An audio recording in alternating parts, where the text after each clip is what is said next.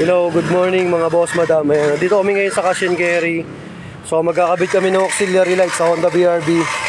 Ayan, kakatapos lang namin maglagay ng top load ni bossing. Ito, yung double wall na Stingray 50x38 black.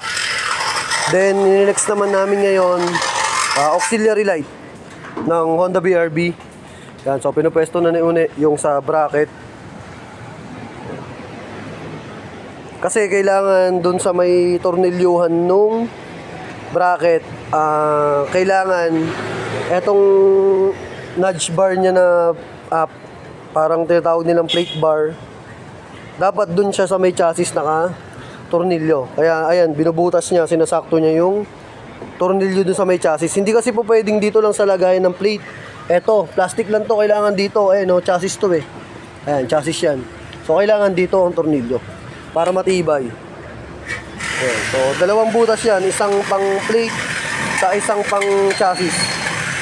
Ito naman yung gagamitin natin, yung dual na auxiliary light. So meron tong yellow and white, tapos projector type siya. Ayan, naka projector type na yan yung LED neto. Tapos yung high neto nakasama sa high neto ng sasakyan. Yung low naman nakasabay dito sa fog light. Yan. Tapos tinanong ni boss kung bawal ba yung maglagay nito. Syempre hindi siya bawal, basta't hindi siya lalampas ng 12 LED. Ito kasi bali 4-4, so 8 LED lang yan. Then dapat mas mababa siya sa headlight, kaya dito namin siya nilalagay. Pag mas mataas sa headlight, bawal. Pag mas madami kaysa sa 12 LED, ito yung binibilang dyan eh. 1, 2, 3, 4, 5, 6, 7, 8. So 8 LED lang siya, pasok pa din siya, hindi siya bawal. Ayan mga boss, nakakabit na yung sa plate bar. Ito, ayan, pakita ko sa inyo. Ang makikita nyo lang na tornilyo dyan, yung sa plaka. Pero sa loob nyan, may tornilyo pa yan, yung nakakabit sa chassis. Tapos ito isasalpak natin.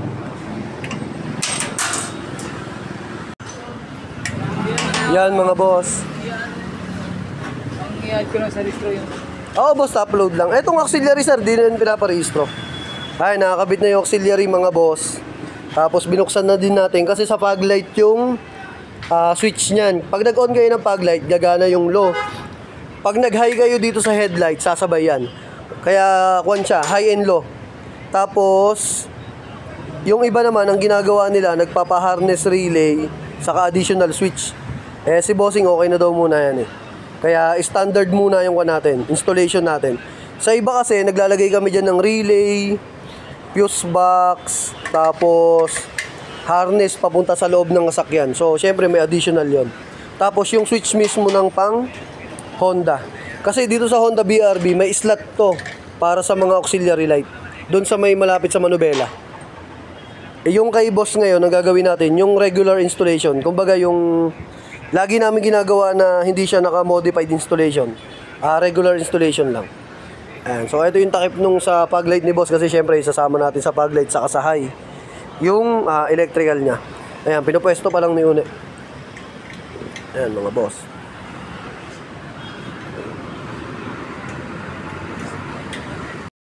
Yan mga boss. So wina-wirings na ni Une para isabay dito. Ayan, nakalabas na dito yung wire eh.